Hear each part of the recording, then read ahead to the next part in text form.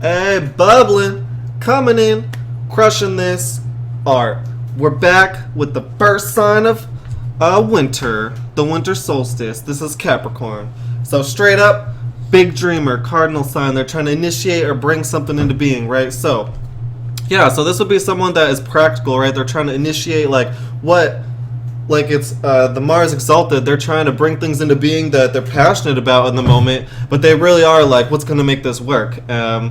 This very practical sign, right? Whereas in the ruled by Saturn, whereas their seventh house, like their one-on-one relationships, the things that they're gonna like have to learn, like their opposite, is more to just like enjoy things. You know what I mean? Like Cancer, just like get to know it, just be there with it. You know, just feel it, be receptive. Whereas Capricorn's like, no, it doesn't really matter what I'm feeling. We need to get this done.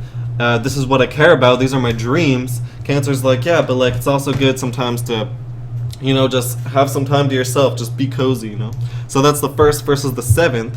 We had the fourth versus the 10th, which would be Aries versus Libra. So personally, like they might have a lot of situations when they were growing up or at home or in their inner circle, they just want to be them. Like on their inner circle, they're not trying to share the floor. This is where like selfish acting. So that would be like a good placement in my opinion. Like in your inner circle, this is where you just do you and you don't care what anyone else thinks.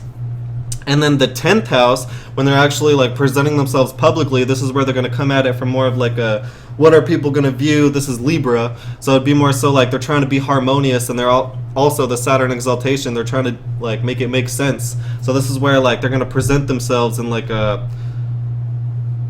a calm, cool, and collected way. They're not going to like versus the Aries. It's going to matter what other people think, and they're going to like set themselves up in like in accordance to that. So this could be someone that can really like do well socially or like publicly with their career just because they know how to present themselves. So yeah, so that would be the first, seventh, fourth, and 10th. So the second house versus the eighth house is Aquarius versus Leo. So they really value being like unique. They really value not needing anyone else and needing anyone else's input. Aquarius, you know, they value they value like logic, like fixed ways of looking at things, you know. And then on the eighth house, what they keep behind closed doors, this is where their Leo energy is. So it's almost like they're like a private person, it seems like, or really to themselves. Like their fourth house being Aries is like, if you're on their inner circle, it's because you just fuck with them, you know, like they don't fuck with you, you just fuck with what they're doing.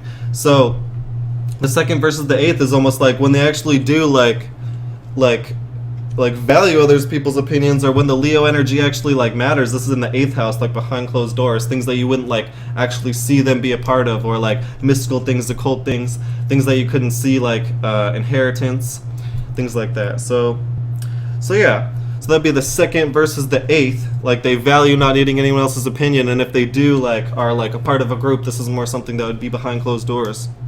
So now if we have the 5th versus the 11th, the 5th would be Taurus, so they're going to express themselves in a fixed earth way. Like they're not going to, like there's going to be a certain way that they go about expressing themselves, you know, and it's going to be like, it's going to be something that you'd probably like to hear if you're into what they're into because of the Venus ruler of Taurus. So yeah, versus the 11th house, who they associate with publicly, this is where their obsessive energy is. So it'd almost be like, once they actually do develop ties publicly, or they're associated with certain things publicly, this is where like their obsessive energy comes from, which almost makes sense since they're a Capricorn, they're trying to initiate new ways to develop structures. It's like if they're associating with other people publicly that have done this, they're gonna like get lost in that and obsess over that. So just be careful who Capricorn rising, like who you like relate to publicly, and who's in like the sort of like business arena you're in, because it's definitely going to be something that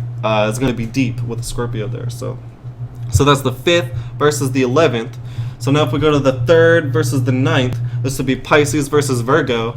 So Capricorn can get lost in their day-to-days with the Pisces there. So there's like a lot to learn. So like early on in their life, they might have got like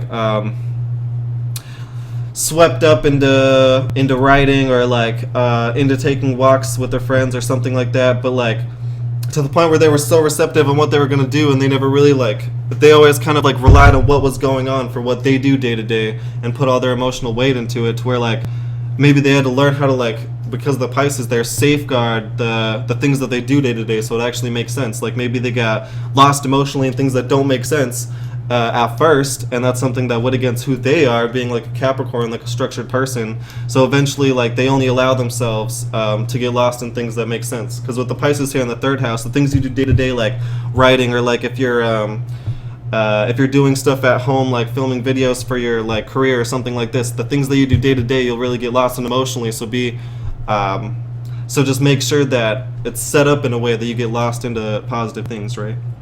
Whereas the ninth house, this is Virgo. So yeah, so it's almost like the Capricorn is learning, and they get like the wisdom with how they just kind of the things they do day to day, and that's where they really want it to matter. Versus like their purpose, they're like, well, this is up for like what's needed. This is the Virgo energy. So it's like they really want to be able to execute something perfectly, like the Virgo, the knowledge over Earth, the Mercury in a ruling over an Earth sign. But at the same time, it's like what's needed. So yeah, their purpose is mutable Earth. Like they want to be able to give you something solid, but depends on what you need, right? So that's the third versus the ninth.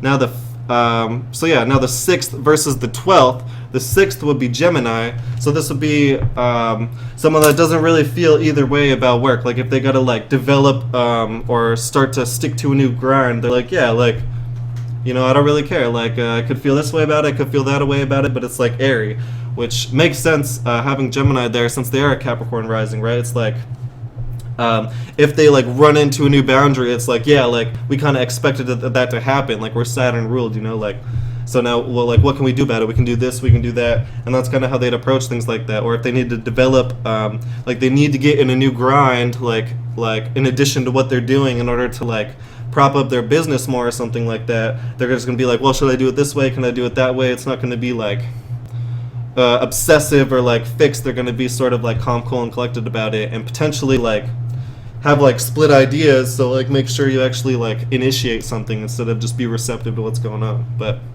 yeah, so now if we go to the 12th house, this is Sagittarius. So this would be someone, once they actually do hit that limit, is they're going to get caught up in a bunch of things like regarding that, and to where they're going to like learn deeply about that. So yeah, that would kind of make sense since they are like a Sag, and they do want to, or they are a Capricorn, and they want to initiate new structures. Once they actually get to that limit where they're not able to fix something, or like they're not able to bring what they wanted into being, or they just simply lose something, this is where they just get caught up in acting. Like this would be the type of person that they lose someone and they just get caught up in like a retaliation, right? They don't even think about it. Their friends have that energy and they get caught up doing that, and then they learn from that, right? But this would be someone, when it comes to loss, would have a lot of lessons to learn in the way they act in relationship to it, having Sagittarius there. So yeah, that's Capricorn rising, all houses, bubbling, coming in, crushing this art.